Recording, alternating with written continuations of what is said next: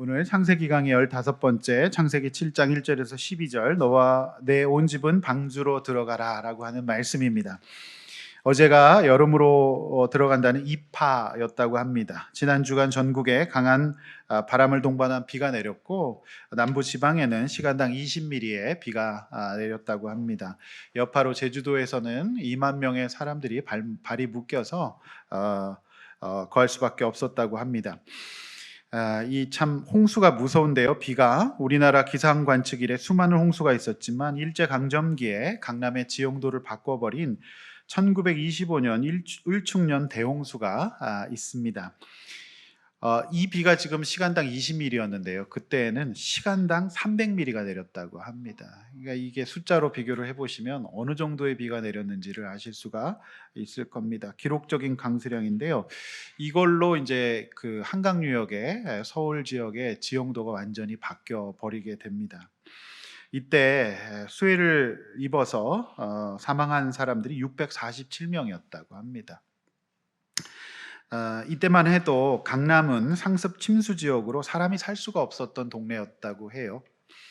그래서 지금 우리가 알고 있는 잠실이 원래는 강북에 붙어 있었다고 합니다. 잠실도 섬이었는데 셋강이 이렇게 있었어요. 신천이라고 하죠.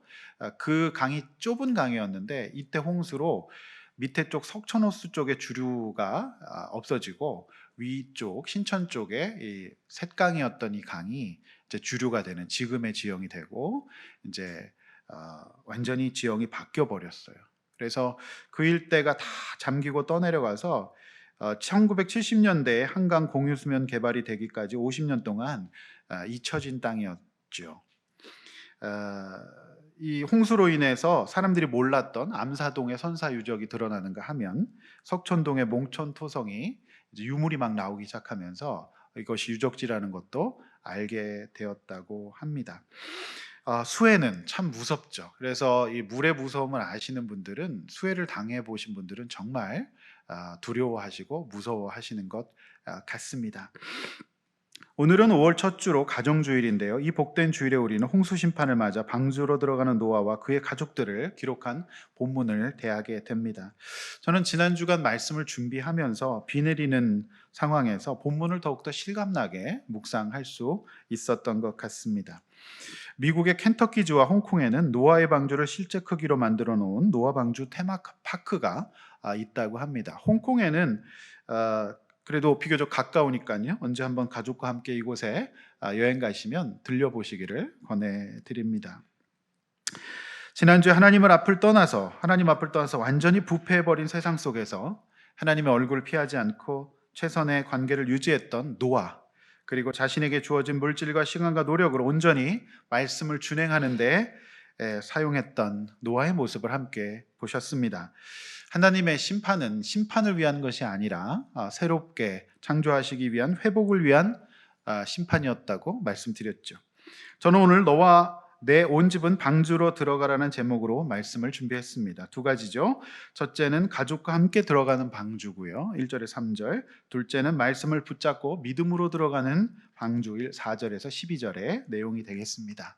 자, 이제 본론으로 들어갑니다. 첫 번째, 가족과 함께 예배하기 위해 들어가는 방주. 1절에서 3절이죠. 주보의 말씀을 보시면서 설교를 들으시길 바랍니다. 1절입니다. 여호와께서 노아에게 이르시되 너와 내 온 집은 방주로 들어가라. 하나님이 가장이었던 노아에게 이르십니다. 그리고 명령하신 순서는 너와 내 온 집이죠. 먼저 가장인 노아가 방주에 들어갈 믿음이 있어야 합니다. 지난주에 말씀드렸듯이 방주는 믿음이 없으면 못 들어가는 곳이죠. 답답한 곳이기도 하고 세상 사람들이 이해하지 못하는 비웃음과 조롱이 있는 곳입니다. 밖을 내다볼 수가 없는 곳이에요. 그러나 그곳이 가장 안전한 구원의 장소였습니다. 오늘 저와 여러분에게 하나님께서 이 시대 가장들에게 말씀하십니다. 너와 내 온 집이 방주로 들어가라. 가정주일에 하나님께서 저와 여러분에게 이 말씀을 주시는 특별한 뜻이 있다고 생각합니다. 어른이 바로 서야 됩니다. 가장이 바로 서야 되는데 그러면 바로 선다는 것의 의미가 무엇일까요? 그것은 하나님과 말씀으로 교제하는 것이고 그 말씀을 듣고 순종하는 사람이 이제 바로 선 사람이에요.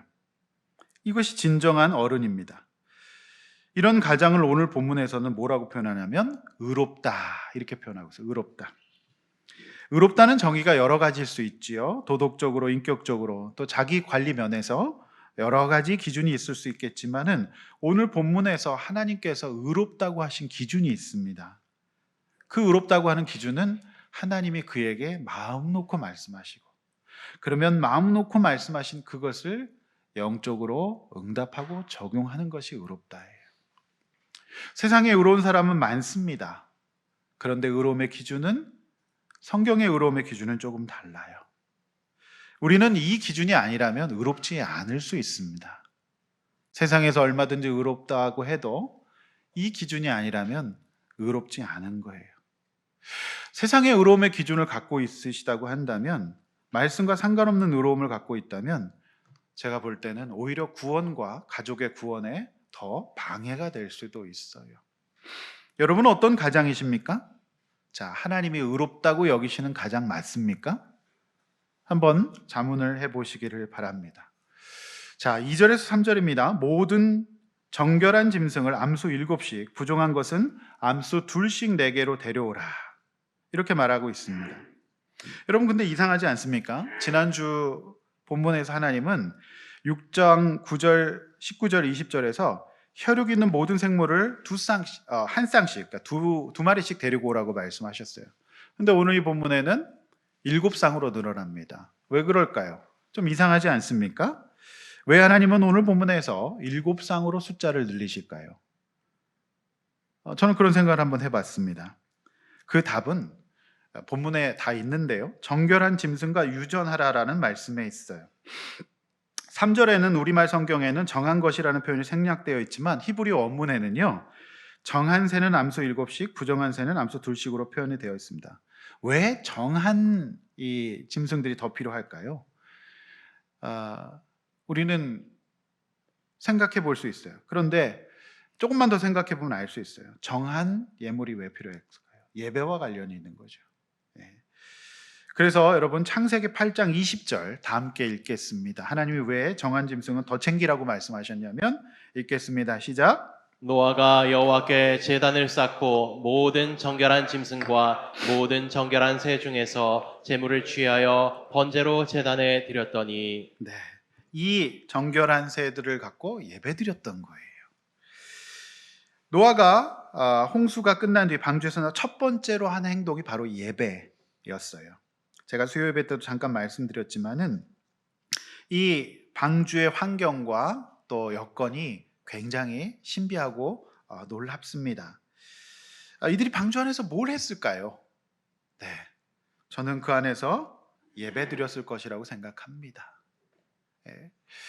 왜냐하면 이 정결한 짐승을 7쌍 준비해야 되는 이유는 그 안에서 재사용으로 다 써버리면 그 짐승들은 유전을 할 수가 없잖아요. 남을 수가 없기 때문에 충분히 더 가지고 가서 그 제물로 예배를 드리라, 이렇게 말씀하신 것이죠. 성도 여러분, 제가 서론에서 말씀드린 미국과 홍콩의 노아의 방주 테마파크에 있는 실제 노아 방주와 3층으로 된 내부를 보면 굉장히 커요. 여러분이 사진을 한번 보시면 이게 이제 미국 켄터키에 있는 노아 방주 테마 공원이라고 합니다. 사람들과 방주의 크기를 보면 여러분, 이 방주가 얼만큼 컸는지 가늠하실 수 있죠. 실제 크기입니다. 굉장히 크잖아요. 그리고 내부도 이렇게 재현이 되어 있습니다. 이런 식으로. 네, 우리 규원이가 좋아하는 공룡도 있는데 어떤 분은 그렇게 해석하시더라고요. 큰 공룡은 못 들어간다. 하나님께서 지혜롭게 작은 공룡, 새끼들을 넣어서 이렇게 보존하도록 이렇게 하셨을 것이다, 이런 해석을 해요. 근데 실제로 이 유튜브에도 여기에 다녀오신 분들의 후기들이 많이 올라와 있습니다.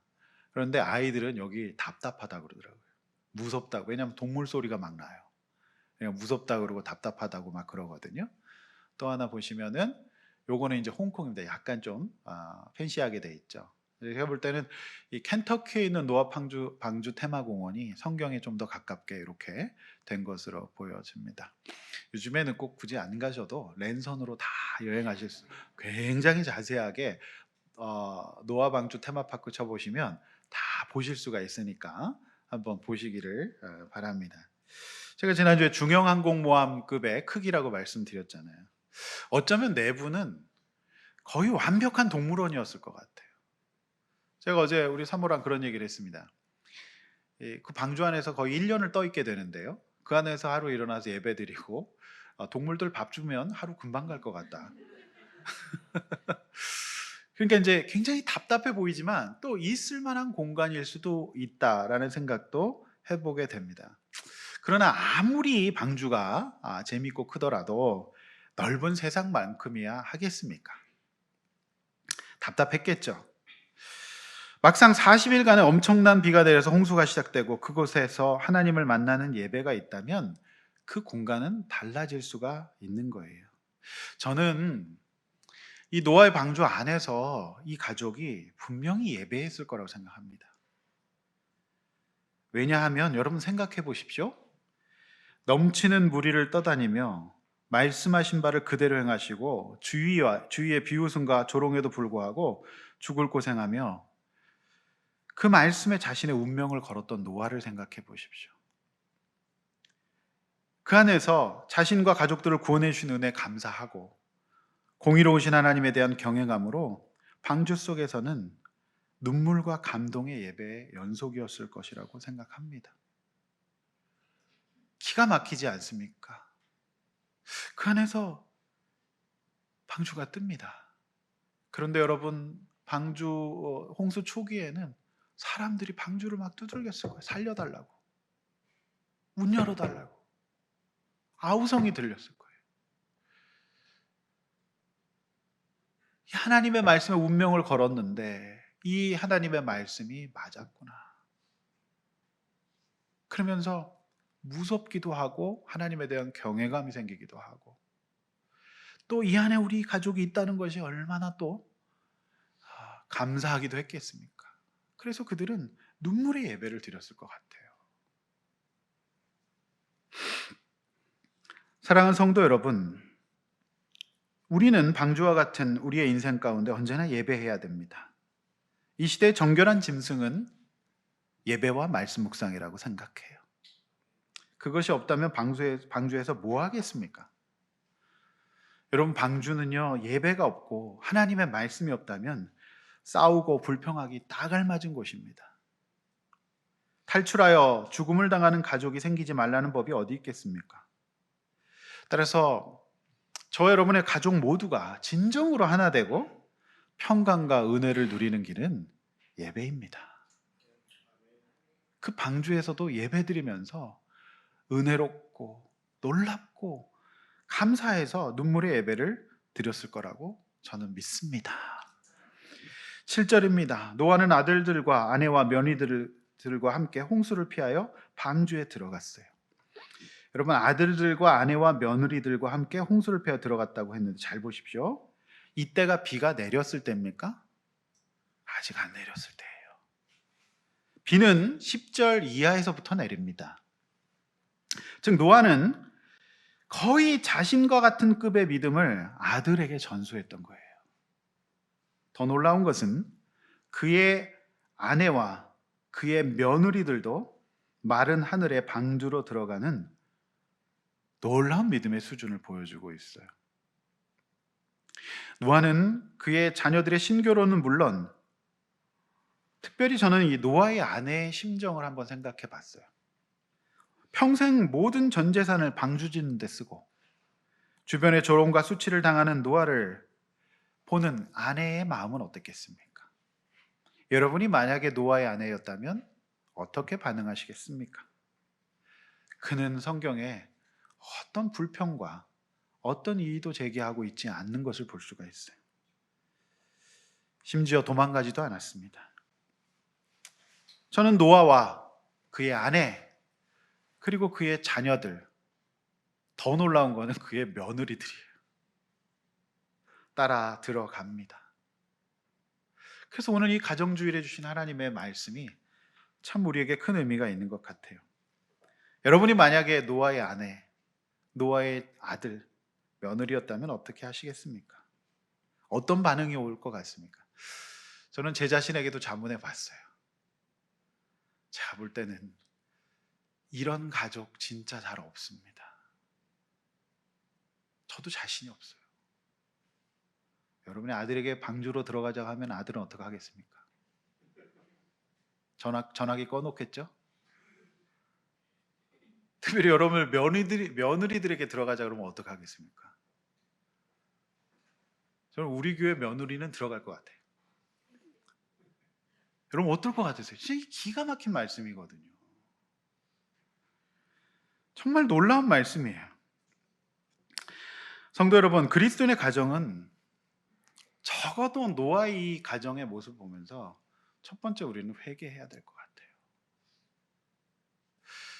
노아와 같은 가장이 아니어서 회개해야 됩니다. 내가 하나님과 교제하고 하나님의 말씀을 따르지 못하는 사람이라서 회개해야 돼요. 첫 번째는 회개라고 생각해요. 저는 자신이 없어요. 여러분은 자신이 있으십니까? 어떠십니까? 그는 정말로 하나님 앞에서 믿음의 본을 보였고 자녀들이 아무런 토를 달지 않고 바로 며느리들이 아내가 들어갈 수 있는 믿음의 신앙의 교육을 시키고 신앙 전수를 했었던 사람이에요. 참으로 놀라운 본문입니다. 오늘 이 가정주일 예배를 통해 우리가 어떻게 살아야 하는가, 우리가 어떤 가정이 되어야 될 것인지를 결단하고 회개하는 오늘 가정주일이 되시기를 주의 이름으로 축원합니다. 특별히 우리 가장들, 우리 아버님들, 남편분들, 또 어머님들 정말 하나님 앞에서 회개하고 우리 이 시간부터 다시 시작합시다. 이제부터라도 이런 어른이 될 수 있도록 지금부터 준비하시기를, 또 양육받으시고 성장하시기를 주의 이름으로 축원합니다. 두 번째, 말씀을 붙잡고 믿음으로 들어가는 방주예요. 4절에서 12절이죠. 자, 4절 보시면 지금부터 7일이면 내가 40주야를 땅에 비를 내려 내가 지은 모든 생물을 지면에서 쓸어버리라. 자, 왜 7일의 시간을 두실까요? 그리고 6절에서 9절까지도 아직 하나님께서 시간을 주고 계세요. 자, 먼저 하나님이 노아와 노아의 가족에게 7일의 시간을 두시는 것은 노아와 그의 의로움의 연단의 측면이 있다고 저는 봅니다. 하나님은 어떤 분이시죠? 하나님은 우리에게 시간을 통과하는 훈련을 시키세요. 만약에 지금 바로 억수 같은 비가 쏟아진다면 아마도 노아와 노아의 가족들은 방주에 들어가기가 쉬웠을 거예요. 아니, 믿음 없는 사람들도 노아의 120년 동안의 기간에 이 방주 짓는 작업을 보면서 섬찟했을지도 몰라요. 진짜 내리는가? 그런데 만약에 바로 비가 내렸다고 한다면, 홍수가 시작됐다고 한다면 믿음 없는 사람들도 다 들어갔을 거예요. 말씀을 붙잡고 믿음의 방주에 들어간다고 하는 이 본질은 비가 올 때 순종하는 것이 아니라 비가 오기 전에 들어가는 거예요. 마른 하늘에 들어가는 곳이 방주예요. 이것이 신앙입니다. 여러분 생각해 보세요. 들어갔습니다. 그런데 문 닫았습니다. 컴컴합니다. 하루가 지나고 이틀이 지나고 3일이 지나도 비가 안 와요. 여러분 그 심정을 생각해 보십시오. 여러분이라면 어떠실 것 같으세요? 비가 안 와요. 오히려 더워요. 방주에는 에어컨이 없어요. 짐승이 울고. 그래서 제가 전에 했던 설교 중에 똥방주라는 설교가 있습니다. 그래서 짐승이 똥을 쌌을까요? 안 쌌을까요? 100% 쌉니다. 그 안에서 비가 안 와요. 문 닫아 놨는데. 사흘이 됐습니다. 안 옵니다.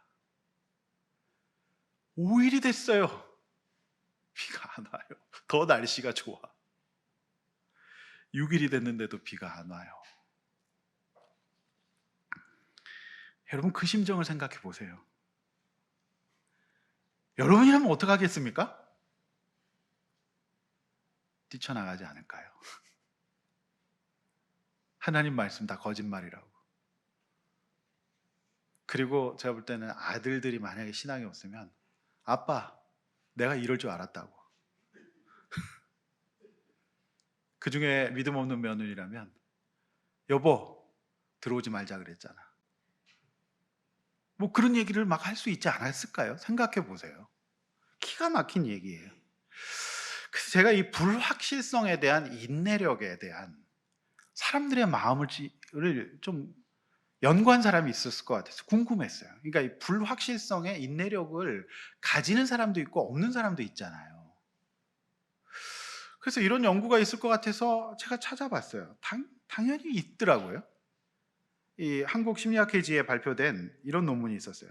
불확실성에 대한 인내력 부족과 지각된 부모의 양육 태도가 불안에 미치는 영향이었어요. 이 논문의 내용을 보면 이런 거예요. 사람은요, 불확실성에 대한 인내력이 부족할수록 과도한 재확인 추구 행동이 나온대요. 그러니까 불안하면 계속 확인하는 거예요. 그러니까 비가 오나 안 오나 계속 물어보는 거죠, 날씨를.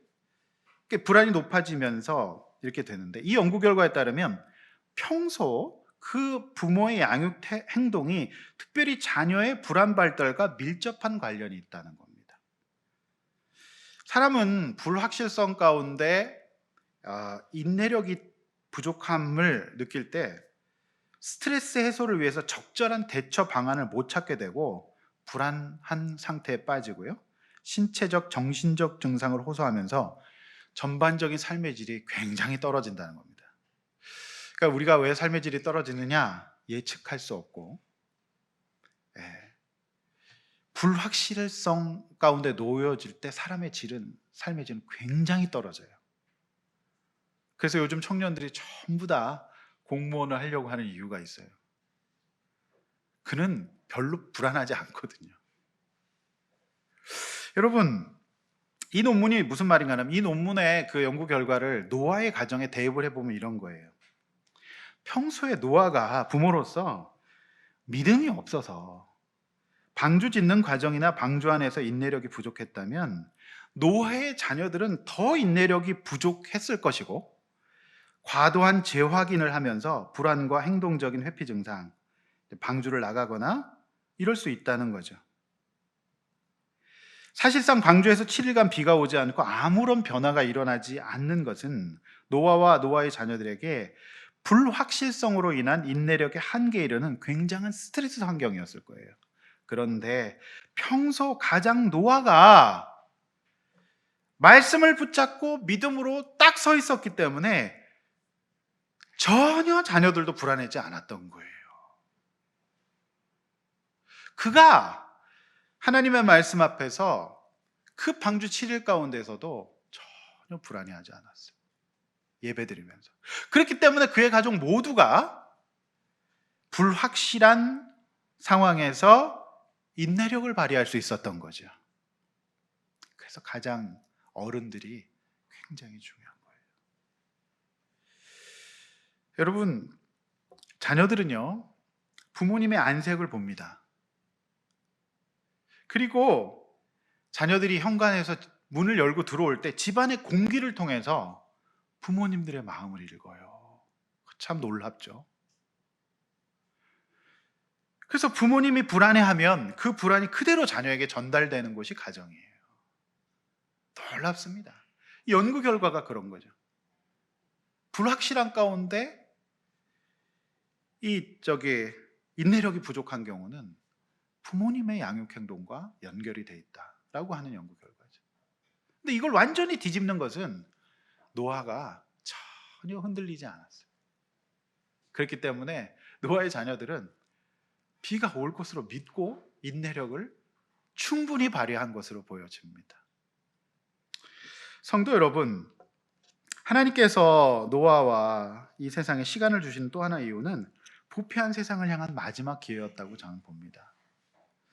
6절이에요. 홍수가 시작되었을 때 노아가 600세였어요. 왜 나이를 밝힐까요? 이것은 시간을 운행하시고 약속을 지키시는 언약의 하나님을 창세기의 저자인 모세는 강조하고 싶었던 거죠. 자, 7절 위에서 읽으신 대로 그와 그의 가족들이 방주로 들어갑니다. 그리고 8, 9절에서 모든 짐승들이 방주로 들어갑니다. 그렇죠? 이때 아직 비가 내리지 않았습니다.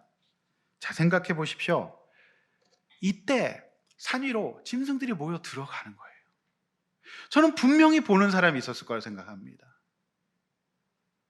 그때 자꾸 줄지어 들어가는 거죠.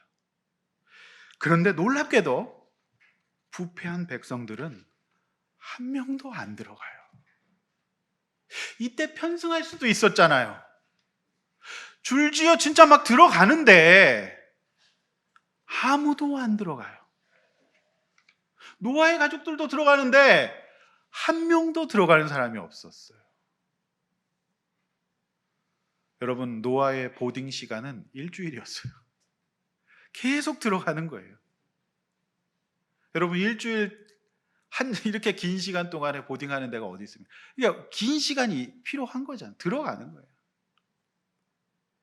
그래서 저는 들어가는 걸 보면서도 아무도 안 들어가는 것을 보면서 사실상 이 시간이 방주에 탈 수 있는 마지막 시간이었다고 저는 봅니다. 성도 여러분, 저는 그래요. 우리 교회가 양육이 끝날 때마다 또 세례를 받을 때마다 또 목자님을 세울 때마다 간증을 나누도록 하는 이유가 있어요. 그건 왜 그럴까요? 그건 좀 보시라는 거예요. 내가 어디에 탈 것인지, 내가 어디로 갈 것인지, 나는 앞으로 인생을 어떻게 살아야 될 것인지 좀 보시라는 거예요. 그것 때문에 나누는 거죠. 우리가 목장을 소중하게 여기는 이유도 그래요. 지체들의 영적 성숙과 발달을 보면서 우리도 배우자는 거예요. 그리고 연약한 우리 지체들의 모습을 보면서 중보하면서 반면 교사를 삼자는 거죠. 여러분, 하나님의 심판은 심판을 위한 심판이 아니라 새 출발, 회복을 위한 최종적인 목표로 하고 있기 때문에 하나님이 사실상 마지막 주신 기회입니다. 성도 여러분, 오늘 이 예배가 여러분이 믿음의 방주에 타실 수 있는 마지막 기회일 수도 있어요. 한치 앞의 운명과 시간을 우리는 알 수 없습니다. 우리 주님이 저와 여러분에게 교회를 통하여, 사람들의 간증을 통하여, 이 말씀을 통하여 아직도 시간이 있다고 말씀하세요. 120년을 방주를 짓는 것을 보면서도 아무도 들어가지 않았고, 마지막 탑승하는 모습을 보면서도 안 들어가는 거죠. 우리 모두 다 이 기회를 놓치지 말고 믿음의 방주에 타시기를 주의 이름으로 축원합니다. 그 간절함이 있어요. 한 분도 빼놓지 말고 방주에 타셔서 말씀 듣고 구원받고 은혜 받으시기를, 그 마음이 저에게 있습니다. 그래서 토요일 밤이면 저는 정말 타셔야 될 분들 연락드리는 거죠. 성도 여러분, 이때 노아의 가족은 정말 많이 울었을 것 같아요. 10절이에요. 7일 후에 비가 드디어 오기 시작합니다. 7일 후에 와요. 그래서 믿음은 이런 인내가 없이는 이제 구원으로 열매를 맺을 수가 없어요. 드디어 비가 내립니다. 11절입니다. 노아가 600세 되던 해 둘째 달, 곧 그 달 11의 날에 하늘의 창문이 열려 전무후무한 40주화를 밤과 낮으로 쉴 새 없이 비가 내립니다. 이때 내렸던 강수량을 좀 제가 여러 자료를 찾아봤는데 없더라고요. 그건 없어요. 얼마나 많은 비가 내렸을까요? 이걸 제가 창세기 강의 초반부에서 말씀드렸죠. 하늘의 문이 열렸어요. 그래서 궁창 아래 위에 있었던 위의 물이 내려서 완전히 이제, 그러면서 이제 인간의 이제 수명이 짧아지는 그 말씀 제가 드리지 않았겠습니까? 쉴 새 없이 비가 내립니다. 요즘 제가 자주 부르는 말씀 앞에서 찬양 가사처럼 말씀 하나 붙잡고 그의 운명을 걸었던 그 노아가 옳았음이 증명되는 시간이에요. 노아는 펑펑 울었을 것 같아요. 그동안 자신이 고생한 거, 그동안 사람들의 비웃음, 그리고 내가 옳았구나, 하나님의 말씀이 거짓이 아니었구나. 펑펑 울고 드디어 비가 내려서 배가 뜨기 시작합니다. 그리고 그 방주 바깥에서는 사람들이 아우성이 들립니다. 살려주세요. 시신들이 떠다닙니다. 아우성이 버리. 방주 초창기엔 그렇겠지 않았겠습니까? 뭐 붙들고 했겠죠. 요 강단이 나무입니다. 이런 소리예요. 살려주세요! 살려주세요! 막 이랬을 거란 말이에요. 그리고 그 소리를 들으면서 그들은 무섭기도 하고 두렵기도 하고 놀랍기도 하고 그러면서 우리가 이 안에 있을 수 있다는 것만으로도 너무 온 가족이 펑펑 울었을 거예요. 1년을 떠다니는데 그 시간 동안에 어떤 마음이었을까요? 참 그 기가 막힌 내용이잖아요. 그래서 저는 방주에 1년이 금방 갔을 거라 생각해요. 눈을 뜨면 너무 하나님의 공의가 무섭고 두렵기도 하고 그간의 주마등 같은 모든 세월과 인생이 떠오르면서 얼마나 많이 울었겠어요. 그러니까 제사 드릴 7마리가 필요한 거예요. 완전수 충분히. 여러분, 믿음으로 삽시다. 믿음의 방주에 탑시다. 말씀의 방주에. 믿음으로 밖을 바라보는 시선을 거두고 말씀으로 하나님을 바라보면서 우리 교회 안에 이 시대의 믿음의 방주인 공동체 안에 잘 머뭅시다. 힘든 일이에요. 답답할 거예요. 그렇지만 적용해 봐야 합니다. 하나님께서는 이 시대에 또 다른 노화를 찾고 계세요. 여러분은 구원의 방주에 말씀 붙잡고 믿음으로 올라타셨습니까?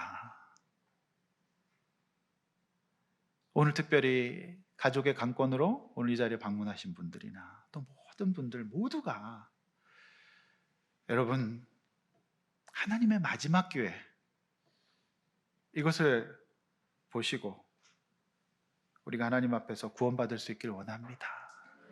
할렐루야. 결론입니다. 오늘 가정주일이에요. 창세기 7장 노아의 가정 이야기가 주는 오늘의 말씀이 저와 여러분에게 우리가 어떤 가정이 돼야 될 것인지를 절실하게 말씀해주고 계세요. 이 시대 신앙생활 자체가 노아의 방주가 돼버렸어요. 아무도 그렇게 살지 않는 세상에서 하나님 의심하지 않고 믿음의 가정이 되어서 내 아내와 자녀들에게 신앙을 전수하고 답답한 상황 가운데 끝까지 인내하면서 하나님을 예배하고 사시는 저와 여러분들이 되시기를 주의 이름으로 축원합니다. 우리 옆에 있는 분들에게 잘 오셨습니다. 이렇게 한번 인사합시다. 함께 타셨습니다. 같이 천국 갑시다. 네, 감사합니다. 이렇게 한번 적용해 봅시다. 말씀 듣고 준행하는 노아의 의로움이 있습니까? 이번 주 부부 목장에서 개편된 목장에서 내 의로움의 기준과 노아의 의로움의 기준 한번 비교해 보십시오. 그리고 공예배와 개인 예배를 사수하면서 배우자와 자녀에게 신앙을 전수하고 있습니까? 특별히 가장들은 특별히 오늘 이 본문을 보면서 회개하시기를 바랍니다. 아내와 자녀들에게 믿음을 전수합시다. 그리고 하나님 말씀의 약속 붙잡고 믿음으로 인내해야 될 여러분의 지금의 방주의 공간은 어디고 또 그 때는 어떤 때입니까? 여러분의 각자의 방주의 공간과 때가 있을 거예요. 그 시기를 말씀 붙잡고 믿음으로 통과할 때 우리 마지막 시험 통과할 거예요. 그래서 여러분 마지막 시험은 기간은 좀 짧아요. 그러나 굉장히 어려울 수 있어요.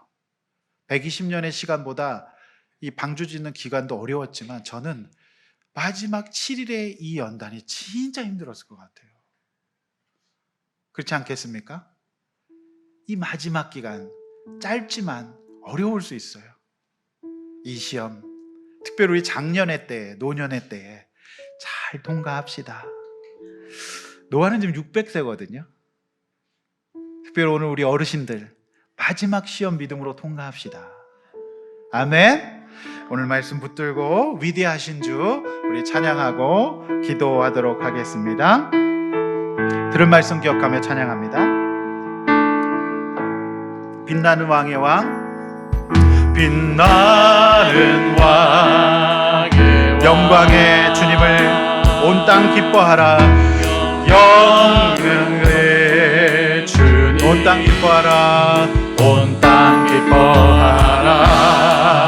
온 땅 기뻐하라.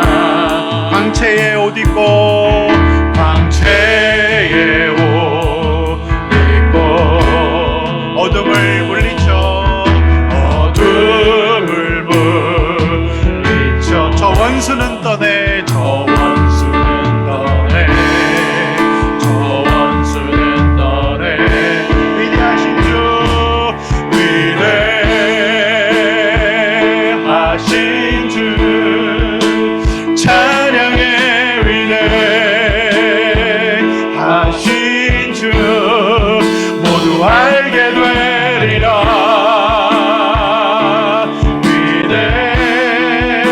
위대하신 주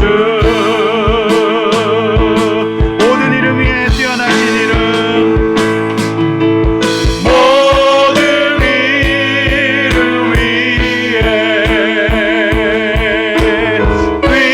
뛰어나신 이름 다 찬양의 위대하신 주 다 찬양의 위대하신 주 영원한 주의 주 시간의 주관자 예수 그리스도를 찬양합시다. 영원한 주의 주 시간의 주관자 시간 저 여러분의 시간을 주님 주관하심을 믿습니다. 알파와 오메가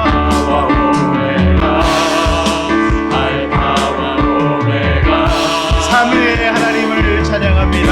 삼위의 하나님 아바 성령 예수 아바 성령 예수 사자와 어린 양 사자와 어린 양 사자와 어린 양 위대하신 주 위대하신 주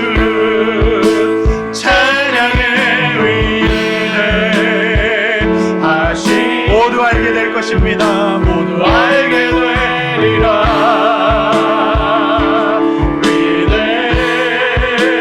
위대하신 주 모든 이름 위에 뛰어나신 이름을 찬양합니다. 모든 이름 위에 모든 이름 위에